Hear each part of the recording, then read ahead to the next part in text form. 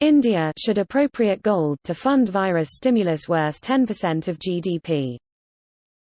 Gold prices held firm against most major currencies in London trade Thursday, retaining yesterday's gains as a political storm grew in India over rumours and calls for privately owned gold to be used to help finance the number 2 gold consumer nation's massive coronavirus stimulus. Cutting tax and raising spending, the stimulus package equates to $226 billion, some 10% of India's economic output. To help finance the package, the government is working on a series of measures, including using household gold and foreign exchange reserves as collateral to print more currency, claims the Business Standard, citing sources close to the development. The government is likely to purchase gold from households without seeking to know the source, it goes on, a big departure from the BJP administration of Narendra Modi's push for tax and transparency. With next to no domestic mine output, India's private households may have some 22,000 to 25,000 tons of gold between them, perhaps 1 in every 8 ounces ever mined in history and built over at least 2 millennia as the sink of the world for bullion. But India's private demand, at least on visible data for legal flows, has fallen since 2012 into second place behind China thanks to a series of anti-gold measures imposed to stem outflows of foreign currency.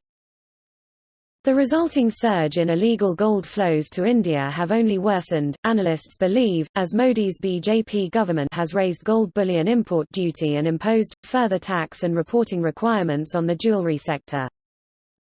This planned move, claims the Business Standard, will ensure that the newly minted currency does not put any pressure on the fiscal situation, the sources said. Also, sovereign ratings will not be impacted owing to the presence of collaterals. Domestic bullion prices skidded on Tuesday's stimulus announcement, says The Economic Times, holding at a steep discount to global prices, now at all-time record highs in rupee terms, as supplies continue to outweigh demand.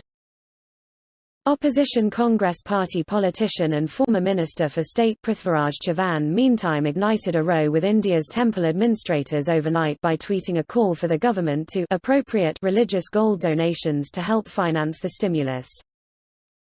Misquoting research from the Mining Industry's World Gold Council, Chavan claimed that India's temples hold some $1 trillion of gold, more than 4 times the actual estimate. New Delhi most recently tried to coax some temples into lending it gold with a series of incentives and bond investment schemes launched to little effect in 2015. Before taking gold from Hindu temples, said one irate Swami on Thursday in response to Chavan's tweet, money should be taken to combat coronavirus from Congress leaders who have amassed huge wealth since independence.